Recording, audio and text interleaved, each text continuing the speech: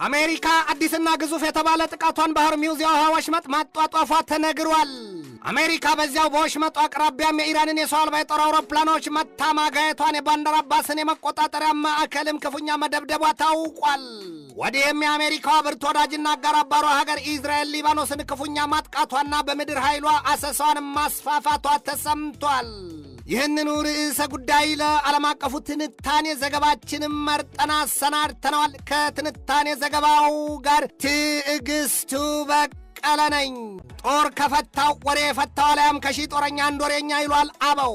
ይሄ ዘመን የምላስ ጦር የተሰበቀበት ውሸትና ማስመሰል ደም አርግቶ አጥንት ሰክቶ በአካል ቆሞ የሚሄዱበት ሆኗል ይሉታል ታዛቢዎቹ። በእርግጥም ገሚሶቹ ደግሞ ከትልቅ ሰው ትልቅ ጉዳለ ይሉትን እንደ አውሮፓውያኑ አቆጣጠር ከየካቲት 28 2026 ቅዳሜ ረፋድ ላይ የጀመረው የአሜሪካና የኢራን እንዲሁም የእስራኤል ግዙፍ ጦርነት በአሜሪካው ፕሬዚደንት ዶናልድ ትራምፕ የተኩስ አቁም ስምምነት ታውጇል በሚል አንዴም ተራዝሟል እየተባለ ሲነገር በመሃሉ ግን ትራምፕ ኢራንን እስራኤልም ሊባኖስን ክፉኛ መጎሸማቸው አልቀረም።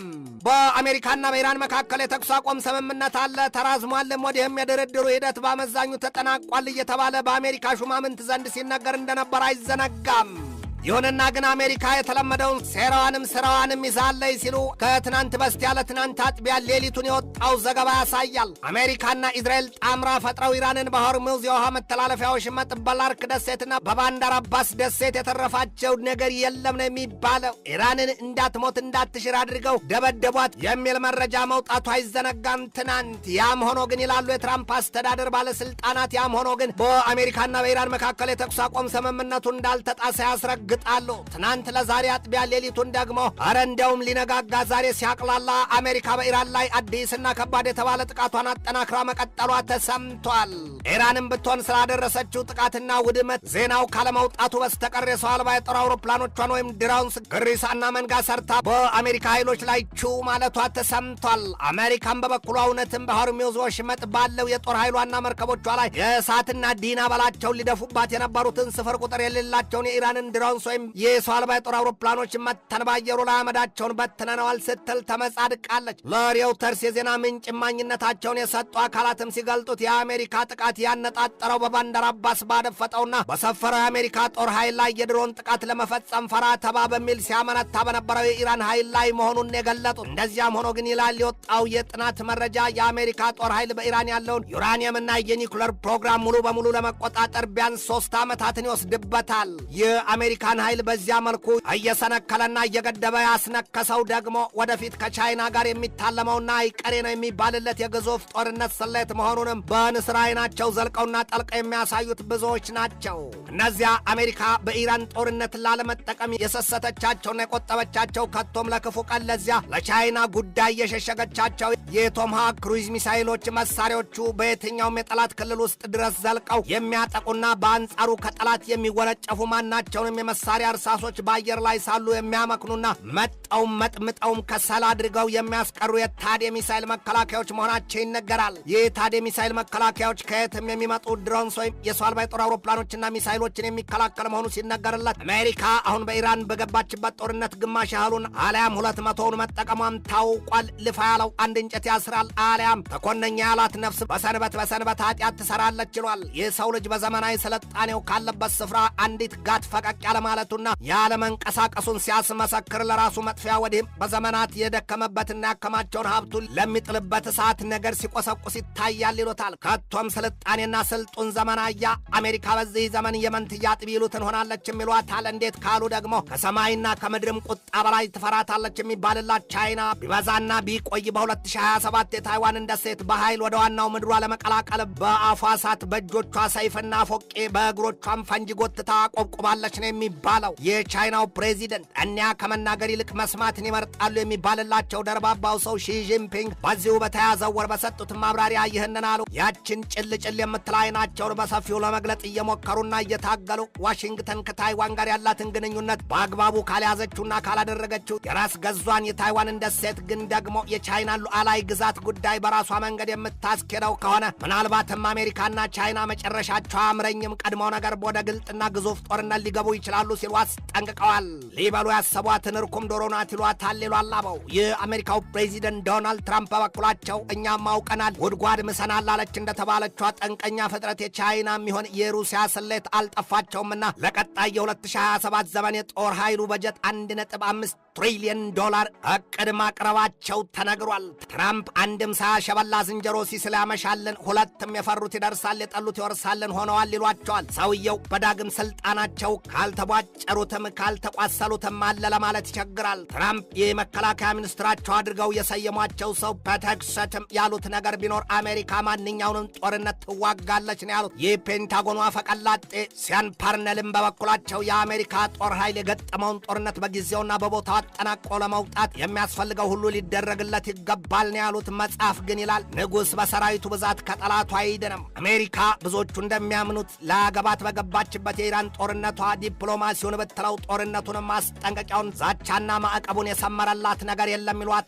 ቢበዛ ከ4 እስከ 6 ሳምንታት አጠናቅቀዋለሁ ያለችው የኢራን ጦርነትም የጭቃ ውስጥ ሾህ ይሉትን እየሆነባትና ወዲህም ብዙዎችን እያነካካ አልዋጣ ልተፋ ብሏታል። በተለይም ደግሞ በኢራን ጉዳይ የኒኩለር ፕሮግራም ቢሉ የዩራኒየም የማብላላትና የተጣለባት ማዕቀብ ይነሳላት ዘንድ በያዘችው አቋሟ ከአሜሪካ ጋር የሰማይና የምድር ያህል ርቀትም ልዩነትም አላቸው ነው የሚባለው። ወዲያም አሁን ኢራንን የቆሰለ ግስላን አለያም የቆሰለ ነብርን ያደረጋት ጉዳይ ለዘመናት በሉዓላዊነቷ ስር የነበረውን የዓለም 20% አለያም 1/5ኛውን የነዳጅ ዘይትና የጋዝ መተላለፊያው ቀጭኑ የውሃ ወሽመጥ የሆርሙዝን ከቶም ከእጇ ሊወጣ የመታቀዱ ነገርና ከዚያም በእያንዳንዱ መርከብ የምታስከፍለው የ2 ቢሊዮን ዶላር ክፍያ የበለል መቅረቱ ነገር በኢራን ዘንድ እኔ ከሞቱ ሰርዶ አይብቀላለች የተባለችዋን ፍጥረት ተረት አስተርቷል። አለያም የማን ቤት ጠፍቶ የማን ይበጅ የአውሬ መውለጃን አስፎክሯል። ይህ አሜሪካው ፕሬዚደንት ዶናልድ ትራምፕ ኢራንን በተኩስ አቁም ስምምነት ውስጥ ናት እያሉ ከትናንት በስቲያ ሌሊቱንም ትናንት ለዛሬ አጥቢያም ሌሊቱን የእሳትና አሲድ መቅሰፍታቸውን አፍስሰውባታል። የኢራን ብዙሃን መገናኛዎችን በዛሬ ማለዳው ሰበር ዘገባዎቻቸው የኢራን አየር መከላከያዎች እስከ ዛሬ ማለዳው ድረስ በከፍተኛ ደረጃ የአሜሪካን ሚሳይሎች ከሰማይ እያመከኑ ሲያራግፏቸው እንደነበር ነው የገለጡት። የአሜሪካው ፕሬዚደንት ዶናልድ ትራምፕ ትናንትናው ምሽቱ የካቢኔ ስብሰባቸው ይህንን ያሉት በምንም መንገድ ቢሆን አንድ ብቸኛ ሀገር የሆርሙዝን የውሃ ወሽመጥ ሊቆጣጠር አይችልም፣ ካስፈለገም አሉ ፕሬዚደንቱ ካስፈለገም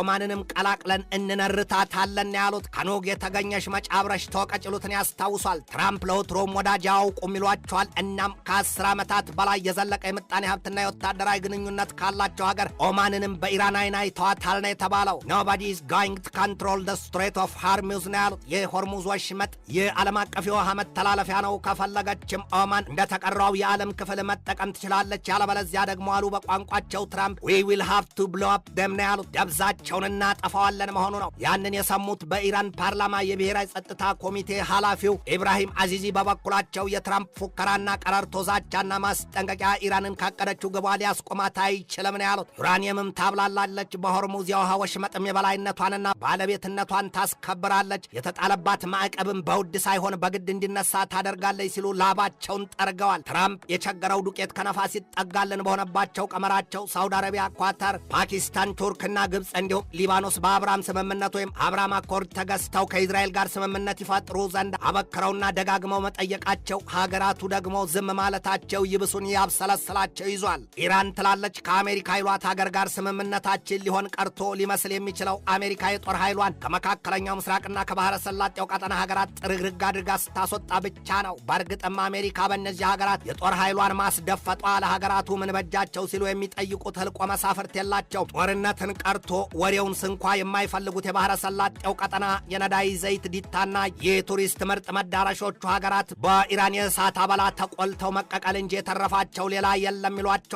ይህ ትራምፕ ስሌት የአረቡን ዓለም ሀገራት ከእስራኤል ጋር በኃይል ለማስታረቅ ግብ ካደረገ ደግሞ የዚያችን የዶሮዋን ተረት ነው። ይህችን አንድ እንቁላል ለመጣል ነው ወይ ይህንን ያህል ያስካካሽው ይሉትን ያስታውሷል። አሜሪካ ዛሬም ቢሆን የኢራንን ጥያቄና ቅድመ ሁኔታ ያውም የጦር ኃይሏን ከዚያ ቀጠና ታስወጣ የሚለውን ፈጽሞ እንደማትቀበለው ነው አቋሟን የገለጠችው። ግን ደግሞ እስከ መቼ የአረቡ ዓለም ሀገራት አሜሪካን ተሸክመውና የኢራንን በትር ይችሉት ይሆን የሚለው ባይመለስም ትራምፕ በኢራን በገቡበትና በተለይም ደግሞ አሁን የሆርሙዝን የውሃ ወሽመጥ ከማስከፈትም ከመቆጣጠርም ባለፈው ግባቸው ሲያወግዟቸውም ሲያብጠለጥሏቸውም ከነበሩት የአውሮፓ መንግስታት ቼክ ሪፐብሊክ ከትራምፕ ጎን ለመቆም ቃል መግባቷ ዛሬ ተሰምቷል። ፕራግ ከትራምፕ አስተዳደር ከሰሜን አትላንቲክ ጦር ቃል ኪዳን ድርጅት ከኔቶና ከእስራኤል ጎን ተሰልፋ ሁሉንም አስተዋጽኦ ታበረክታለች ያሉት ደግሞ የቼክ ሪፐብሊኩ የውጭ ጉዳይ ሚኒስትር ፔተር ማኪንካ ናቸው። ትራምፕም ቢሆኑ ከትናንትናው ምሽቱ የካቢኔ ውይይታቸው ከኢራን ጦርነት እስከ ኢቦላ ወረርሽኝ መከላከል ዝግጅት የዘለቀ ርዕሰ ጉዳይ መነካካታቸው ተሰምቷል። ይህ በእንዲህ እንዳለ እስራኤል በሊባኖስ የያዘችውን ግዙፍ ጦርነትና ጥቃት አጠናክራ መቀጠሏ ታውቋል። እስራኤል በሊባኖስ ላይ ከ120 በላይ የአየር ጥቃትም ፈጽማለች ነው የተባለው። የሊባኖስ የጸጥታ አካላትን በሰጡት ማብራሪያ የእስራኤሉ ጠቅላይ ሚኒስትር ቤንያሚን ኔታንያሁ በሊባኖስ አሰሳቸውንና ይዞታቸውን ማስፋፋታቸውን የገለጡት። በዚያም የተነሳ ባለፈው ሚያዝያ 16 የአውሮፓኑ አቆጣጠር የተደረሰው የሊባኖስ የተኩስ አቁም ስምምነት ከከፋ አደጋ ላይ መውደቁ ሲገለጥ፣ የሊባኖሱ ተዋጊ አንጃ ህዝቦላ በበኩሉ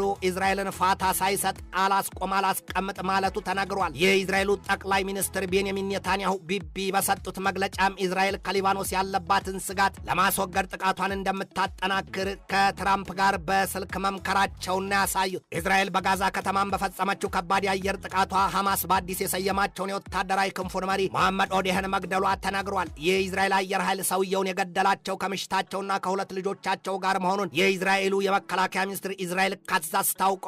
ወዲህም የአሜሪካው ፕሬዚደንት ዶናልድ ትራምፕ በጋዛ ሰርጥ ያቋቋሙትና ቦርድ ኦፍ ፒስ ሲሉ የተመጻደቁበት አካል የቢሊዮን ዶላር ምኞት እንጂ ባዶ ስሌት መሆኑን የፍራንስ 24 ዘገባ አስታውቋል። በዓለም ላይ ካሉና ለግዙፍ ጦርነትም ጥፋትም መንስኤ ይሆናሉ ከሚባሉት የምስራቅ አውሮፓ፣ የኮሪያ ልሳነ ምድር፣ የኢንዶ ፓሲፊክ፣ የደቡብ ቻይና ባህርና የታይዋን ደሴት እንዲሁም የመካከለኛው ምስራቅ ቀጠና ምድር ለዚህች ዓለም አሁን እሳቱን እያስቆሰቆሰ ያለው በሩሲያና ዩክሬን መካከል፣ በአሜሪካ በኢራንና በእስራኤል መካከል ሰማይን ከላሰው የጦርነት ሰደድ እሳት ባለፈ ገና የሞጠሞጠው የእሳት እባጭ የታይዋን ደሴትና የኮሪያ ልሳነ ምድር ሁሉም ጣረ ሞት ሆነዋል። እስራኤል ከዚያ ጦርነት ባለፈ ግብፅ ስትል 7 ሀገራትን ፕሮሚስ ላንድ ወይም የተስፋይቱ ምድር በሚል ጠቅልላ ለመያዝ የተዘጋጀችላቸው ሀገራት እንዳሉ ይነገራል። ግሬተር እስራኤል ወይም በሂብሩ አሊያም በዕብራይስጥ ኢሬዝ እስራኤል ሃሼልማ፣ ለዚያ ደግሞ ዮርዳኖስ፣ ሊባኖስ፣ ግብፅ፣ ኢራቅ፣ ሶሪያና ሳውዲ አረቢያ በእስራኤል ክራንቻ የገቡ ሀገራት ናቸው። ፕሮሚስ ላንድ የተስፋይቱ ምድር የጫፉ ነው ስሩ ገና መቼ? ትንታኔ ዘገባውን ስናዘጋጅ በዋቢነት ኢንዲያ ቱዴይ፣ ቴሌግራፍ ኦንላይን፣ ፎክስ ኒውስን፣ ታይምን፣ ኦንማና ሮማን፣ አልሞኒተርን፣ ቶይ ኤፔፐርን፣ ፒቢኤስ ኒውስን፣ ዳቼ ቬለንና ጄሩዛሌም ፖስትን ተጠቅመናል።